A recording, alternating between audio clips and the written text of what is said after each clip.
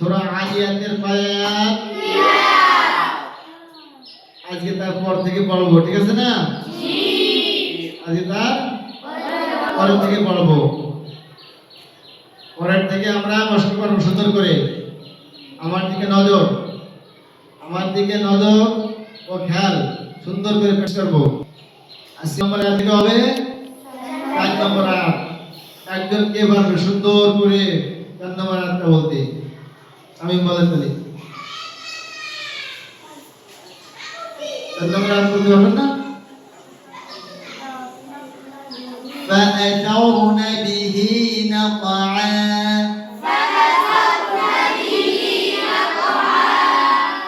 এই যে ফা কষ্ট করে আসছে আগে, আমরা মাদ্রাস চালু হলো, আবার ইনশাআল্লাহ মাদ্রাস চালু করে পড়তে হবে। ফা فأثرن به نقعا আমার মুখের কাইফিয়ত খেয়াল করতে হবে, খেয়াল করে খুব প্র্যাকটিস করতে হবে। আমার মুখের কাইফিয়ত খেয়াল করেন তোমরা। فأثرن به نقعا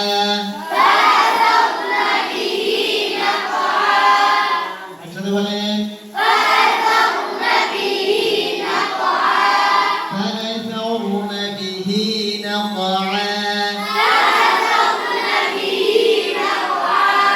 فانكوني فانكفا ولفا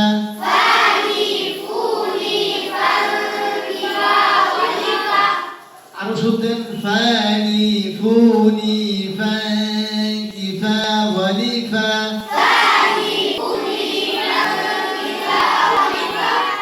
আবার বলেন আবার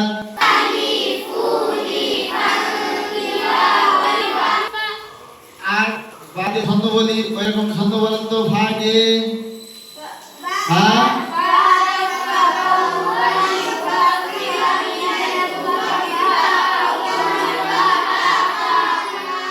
সুন্দর হয়নি, সবার একসাথে জড়াই গেছে। একজন সুন্দর করে বলেন, আমি বলেন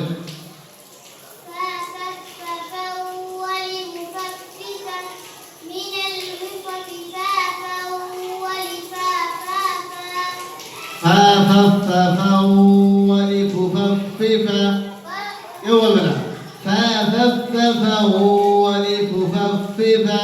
من الففف فافا ولفافافا তোর মন থাকবে তো ইনশাআল্লাহ? فأثرن به نقعا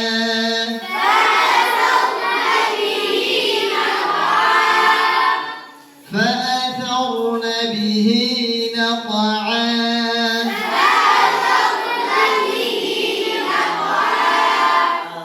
আবার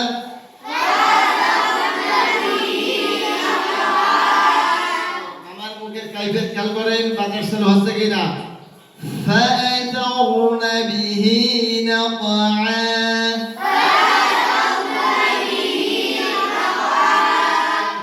فوسطن به جمعا فوسطن به جمعا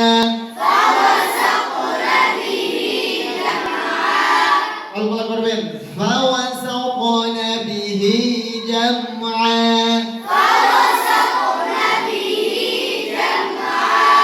جمعا ধরে রাখেন جمعا চাপ দিতে হবে, সাকিনাল হরফ কি করতে হবে? চাপ দিতে হবে। جمعا فأثرن به نقعا فوسطن به جمعا فوسطن به جمعا আপনাদের পড়তে বলা হয় না। فوسطن به جمعا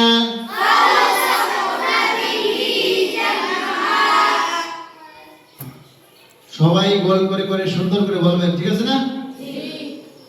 فاني فوني فانكفا ولفا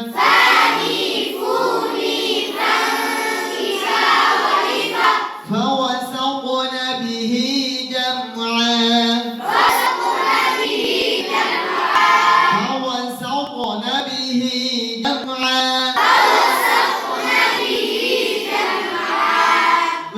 أكشن বলতে হবে فأثرن به نقعا فوسطن به جمعا